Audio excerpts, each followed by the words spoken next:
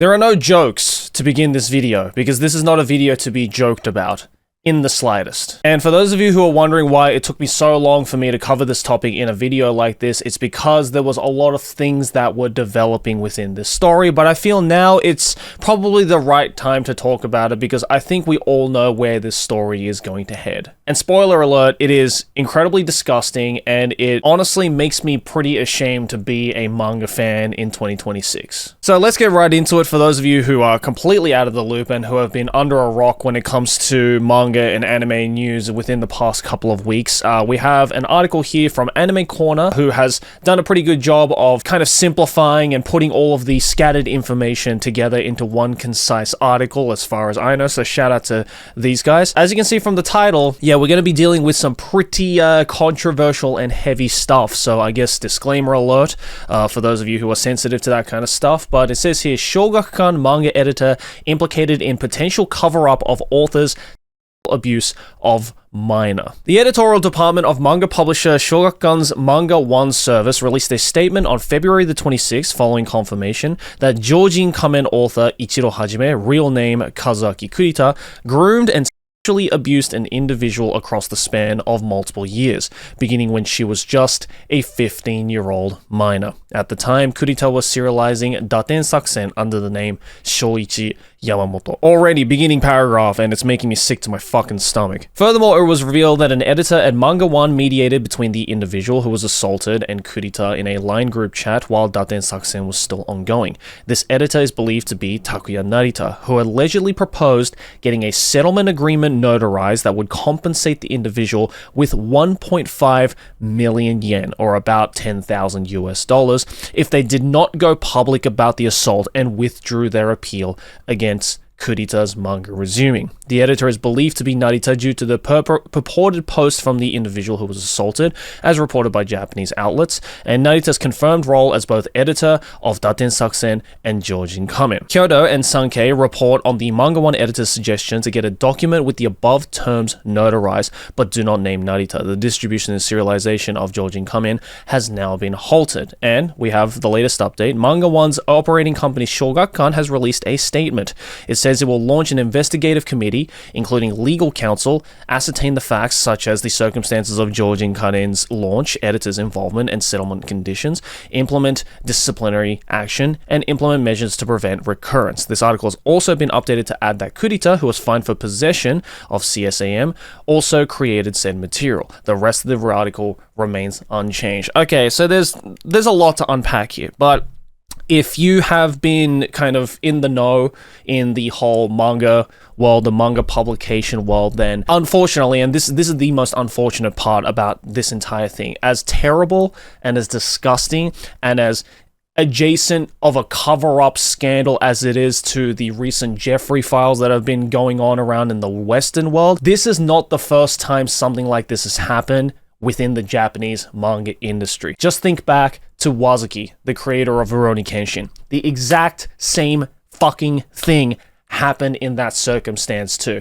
A well-known creator who created a very well-established manga within the publication company purely based on that creator's status in the manga world, was given essentially a pardon, a slap on the wrist, a get-out-of-jail-free card because of their status, regardless of the absolute abhorrent piece of shit things that creator did in the past. I'm obviously not going to go into the whole Wazuki and Rurouni Kenshin thing. If you want to look it up yourself, please go ahead and do that in your own time, because as of right now, we are focusing on this particular author. Now, before we get into the actual article, because there's a lot to unpack here, obviously, first and foremost, I personally am not really familiar with this author.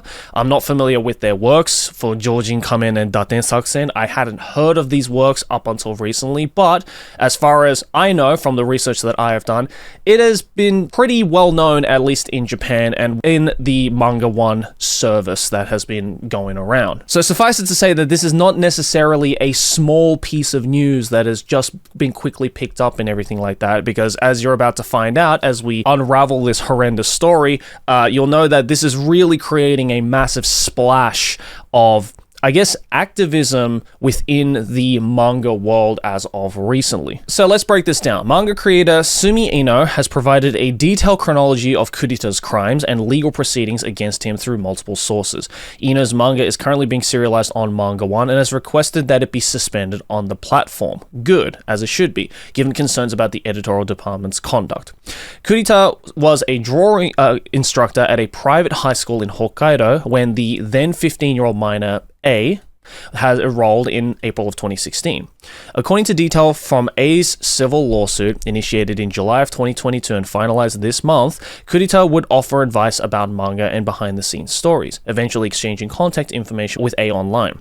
The lawsuit alleges that Kurita offered to take A home before driving in another direction to a deserted area and engaging in acts such as groping her. She messaged him later saying, "I was scared, but thank you for giving me a ride." A replied, "I didn't mean to scare you.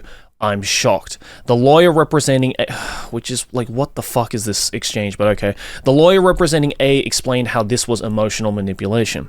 By reacting negatively to the student who told her he was scared, Mr. Kurita gradually created a psychological state in which they could not defy the defendant. From then on, Kurita repeatedly met up with A outside of class, taking her to a hotel where they had intercourse. Mind you, she is a minor at this time. A says she told him it would be wrong due to her age and the teacher-student dynamic. The grooming and abuse escalated to further dehumanizing acts over the span of 3 years, including making her... I don't want to say this out loud, bro. Including making her eat excrement and photographing her with words like slave and pet on her body. Fuck's sake. A graduated in March of 2019 and Kurita continued to request images until July. She developed a dissociative disorder and PTSD. Kurita argued this was consensual and within the context of a serious relationship, citing that he took her on dates to previous places, not just hotels for intercourse, and he rejected the veracity of claims that A had PTSD. The court rejected Kurita's arguments and on February the 20th, 2026, ordered Kurita to pay 11 million yen or $70,000 in compensation. Which, let's be real, is a fucking joke of an amount. $70,000, really? For all of that you did to this poor fucking girl? Okay. While A's other claims against the Hokkaido high school were dismissed, their legal team is considering an appeal. A alleges that the school was aware that Kurita had assaulted another student, but the school took no action. Line messages suggest that inappropriate contact between teachers and students was taking place. There is so much ample fucking evidence in these line messages, and the fact that the court basically just dismissed all of that. The court was just like, yeah, whatever, the other people were getting harassed in the school, other people were getting assaulted in the school, from a teacher to a student, a clear fucking crime in any definition of the word. Dismiss it. It's not our fucking problem. It's such a joke. What a joke of a court system. While this lawsuit began in 2022, this was not the first legal effort against Kurita. In February 2020, Kurita had been fined 300,000 yen for creating and possessing stuff. That same month, Daten Sakusen, which Kurita had been serializing since 2016 under the name Shoichi Yamamoto, went on a break. The official Twitter account at the time had cited his poor physical condition as the reason. Later that month, the account announced the series would return in March, which never materialized. It was officially discontinued on Manga 1 and fellow Shogakukan web distribution site Urasunday in September 2022 due to ongoing personal troubles involving Yamamoto, unrelated to health issues or my relationship with the health department. Yamamoto announced the next month that the series would be revived as a self-published ebook. As recently as this month, the Daten Sakusen account posted an image of Tokyo commenting how it was an extraordinary sight for people from Hokkaido. The account also said that fans of Daten Sakusen should please remain patient. In November 2025, editor Narita posted about a lunch shared with Kurita and Yamamoto. The Daten Sakusen account jovially replied that Naruto was wearing a Hellraiser t-shirt. Okay, well, I mean, that stuff is obviously not the issue here in this particular case. It's this shit. It's this shit right here. It's the fact that Kurita, this absolutely fucking disgusting excuse for a human being, was not only doing those terrible things to a minor, but was also doing it way before then as well, during this whole thing. He's not just guilty of one horrendous crime that should put him into the fucking execution chamber, in my opinion, but it's also a double, triple whammy as well. And the fact that, again, this is the worst part here. It's the fact that his publication basically covered his ass. It's the fact that, and this is where this whole controversy is happening. Obviously, it's a massive controversy that a manga creator had done all these horrendous crimes, right? I mean, that's a given, obviously, right? That's a terrible thing, even regardless of if that person is a manga creator or not. But it's the fact that because of his supposed status in the manga community, it's because of his supposed status within the publication that he was under here, Manga 1, and it's the fact that Manga 1 and Shogakukan covered his ass after all of the shit that he was going through, and basically lied to the public, lied to the fans, and said that it was because of ongoing personal troubles or poor physical condition that the manga had to be put on hold. Not because he was going through a bunch of legal shit concerning cheese pizza. No, it was because of poor physical condition. That's the part that's getting so many people absolutely fucking aggravated. Now, it gets worse, believe it or not. In May of 2021, an editor of Georgian Kamen, believed to be Narita, mediated between Kurita and A, as now corroborated in part by Manga 1's statement. Manga 1 says that both parties requested the editor's mediation, and the editorial department had no intention of being involved as an organization. The editorial department added that it had not been fully aware of the seriousness of the case, and thus had not been in a position to respond appropriately at the time. It also apologized and took full responsibility, quote-unquote, for working with Kurita again, and would work to prevent this from happening again. I don't know why, they second guessed themselves. I don't know why they were like, oh, we weren't aware that it was as serious as it was. We just thought that Kurita was just, having a little cheeky lick. It's just a little bit of fun, if you will. But no, it's the fact that, they looked back at all this and went, oh shit, this is actually, some of the most disgusting shit that a human being can do to another human being. My bad, OG. Is just are you good? What the fuck is wrong with you guys? Seriously. Kyoto News reports that this editor joined a line group with A and Kurita and proposed creating a notarized document which stipulated that 1.5 million yen would be paid in compensation if A did not speak about the sexual assault. So basically, they tried to bribe this girl. Not only did this filthy human do all of those terrible things and, whatever, but it's the fact that the editor jumped in, was like, yo, we want to really keep this manga serializing. Think about the fans, bro. So, what if we just give you, some money? 1.5 million yen, which is, by the way, $10,000? Something like that, 10,000 USD. We'll give you 10,000 clams if you don't cancel us. Sounds like a deal? Shockingly, A rejected this and filed the civil lawsuit referenced previously. Meanwhile, Manga 1's statement is more vague, only stating that the editor advised a lawyer draw up a notarized document between the two parties. The statement does not mention the terms of the document. Yeah, of course it doesn't, because if they actually went through and told the public about the whole 1.5 million yen being paid for A to shut the fuck up about this whole thing, then, man, isn't that gonna make Manga 1 and Shogakukan look like absolute angels? Naturally, the ramifications of this are shocking. Many have made appeals on social media for Shogakukan and Manga 1 to reveal the full extent of what was known and when. And this is why, a lot of people have been saying that this is the manga industry's Jeffrey Files, because it's, again, the fact that there are more than a bunch of people involved on the Shogakukan and the Manga 1 side about this horrendous crime against a minor that a manga author did, and yet the public is only getting bits and pieces of it, essentially. We're getting things redacted, if you will. The editor's suggestion of a notarized document forbidding disclosure of details suggests that he was aware of conduct by Kurita that would be damaging if publicized. I think damaging is a little bit of a tame word in this case. Even just basing events on official statements, Kurita was fined in 2020 for the creation and possession of that. Manga 1's statement suggests this was the very reason it stopped serializing Kurita's Daten Saksen. Kurita's follow-up series have been serialized since 2022, to under a different pen name.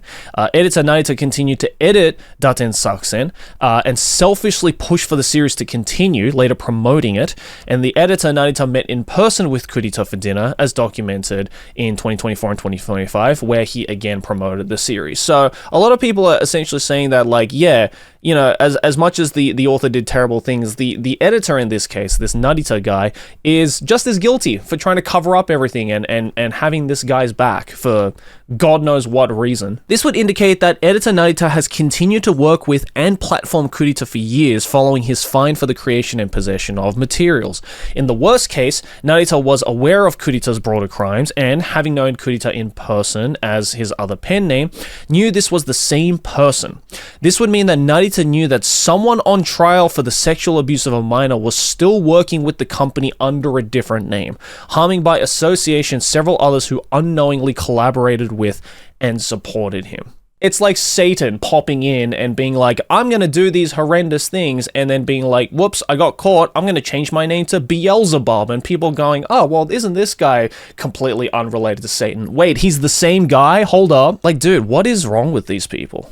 Like, legitimately, what is wrong with these people? Like, again, this same thing didn't necessarily happen to Wazuki, the creator of Kenshin, but in the same way as, like, again, Wazuki, the creator of Kenshin, was also not jailed at all, not penalized at all for the things that he did when he definitely should have been chucked into a cell, all because of his status. But he made Rurouni Kenshin. Like, who gives a fuck, dude? He could have been the person who cured cancer. He should be still thrown in jail for the shit that he did. Ino's blog post also criticizes former Manga One editor-in-chief, asserting that he would have had Kurita's real name and address and should have been able to link the different pen names. Questions were raised about what he knew. Wada is still active within the manga industry. So yeah, there are a lot of parties at fault here.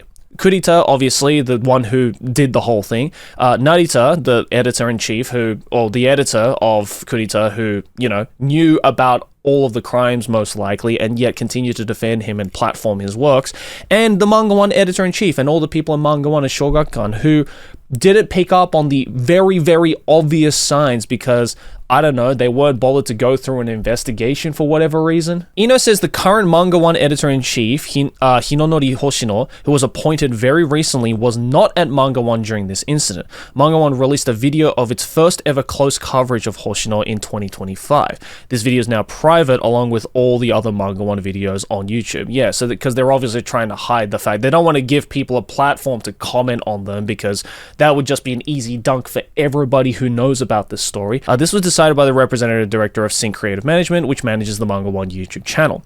Among these, also harmed by Kurita's action, is Jojin Kamen artist Tsuruyoshi Eri. Resonating with many, Eri released a statement today that they were unaware of the author's actions, apologized to the victims, and said there's freedom in manga precisely because fiction is separate from reality. This is why I strongly believe that actions that harm people in the real world should not occur.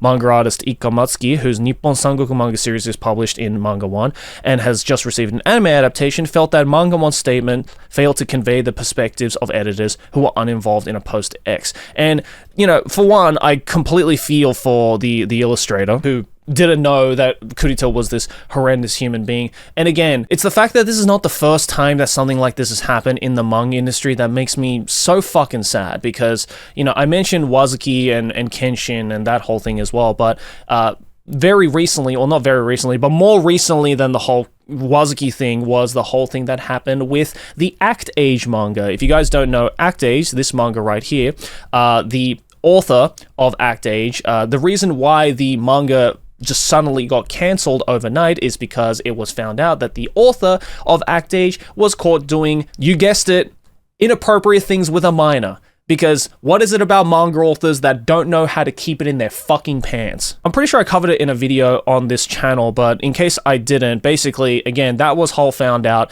The Act Age author got arrested and actually charged for it. Like, he actually, you know, reaped the consequences, if you will. And the illustrator for Act Age, because it was a two-person manga, the writer and the illustrator had no idea that the author had done all this stuff. And basically, her life got ruined as well because the manga that she was working on, which, mind you, was a very, very good manga, and I was reading weekly as well, and so was incredibly shocked when I found out about this news, their life got ruined as well. Their reputation got tarnished, and they basically lost like a lifelong job, like a dream job of serializing a manga series. So the illustrator was also the victim in this case, a victim by association, and unfortunately the same thing seems to be happening here with the Georgian comment artist as well. So it's like, how many people does Kurita's actions need to affect? Like, it's literally a shotgun blast to everybody associated with this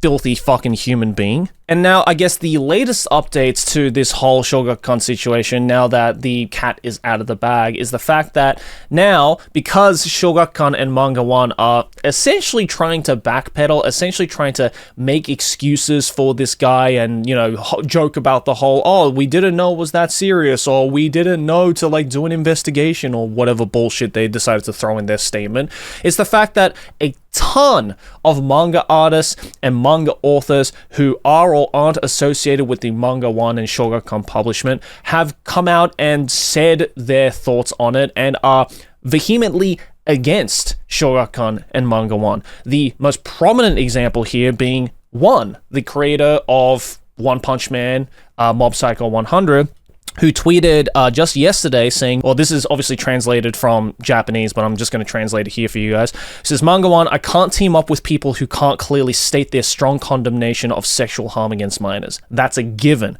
Waiting for the disclosure of circumstances by the relevant parties. I also want Shogakukan to support them if they take that action, which obviously got a ton of people talking over on Twitter. And there was also this short list here of other authors who have decided to basically voice their absolute support for One and going against Shogakukan and stuff like that. And essentially, as you can see here, a bunch of authors have all either expressed like their shock through a statement, or have announced indefinite hiatus from Manga 1, or have just straight up said, fuck Shogakukan, fuck Manga 1, I'm never going to work with these people ever again. And it's, you know, a big group of manga authors who are clearly against all of this stuff, which, you know what, is fucking awesome to see. Because you know what didn't happen with things like Wazuki and the creator of Act Age and a bunch of other authors that got caught in similar to worse situations? This kind of activism from other manga authors. We should have seen this happening with so many other cases similar to this in the manga industry, and now finally it's happening. And look, that makes me sound like, you know, I'm putting the fault on like all the other manga authors or whatever for being silent or whatever. But, you know, I'm just happy to see that it's finally happening. Is the bottom line. You know, I'm not condemning these people for like being quiet or whatever with other cases or anything. If anything, I am very much praising, and I think a lot of people on the internet with a sane mind and who actually care for the well-being of minors and children against disgusting adults like Kurita is actually happy with the fact that there has been so much backlash from other manga authors who are not about this, who are not about Kurita's actions, who are not about Shogakukan and Manga 1 essentially making excuses and falling over themselves to cover up for this disgusting excuse of a manga author. So yeah, obviously this is an ongoing story, which is why it took me so long for me to, you know, pick up on this story and say it in a video like this, and it's still ongoing as of me making this video as well. Obviously, Kurita and all parties involved have not been jailed, have not been arrested, have not been put into a fucking jail cell where they definitely deserve to be in, and we haven't heard anything from Shogakukan or Manga 1 or all parties involved about what's going to be happening, obviously. But I guess the silver lining is that it is awesome to see that other manga authors directly or indirectly involved with all parties involved here are openly speaking up about this and are openly against everything that has happened here with the cover-up and the sexual abuse and all the terrible things that have gone on. And I think as well, as a manga fan, yes, it absolutely fucking sucks that this is not the first time that this has happened in the manga industry, obviously, as with the number of examples I gave throughout this video, but it is, I guess, comforting to know that there are so many manga authors, the majority of manga authors and the majority of people involved in the manga industry who are not people like this. Unfortunately, there are several cases like this that happen in the manga industry, but it is the minority. And let's just hope that one day we can get to a point where it won't be the minority anymore. It will just be non-existent. We will never have to, and I will never have to make a video talking about this kind of crime ever again on my channel. But either way, guys, I will leave this article down in the description below if you want to check it out for yourself. Obviously, this article as well has linked a bunch of, like, you know, the Shogakukan statements and all the tweets that I showed you and stuff like that. So feel free to check that out as well and let me know your thoughts about all this down in the comments below. And yeah, thanks for watching. Let's see where this goes from here on out. I'll probably make an update video on this once we have some kind of new update. But in the meantime, smack my face right here if you enjoyed this video. Let's make big channel number go bigger. Over here next to my head is a couple more videos you can check out if you enjoyed this one, and I'll see you all in the next video. Peace.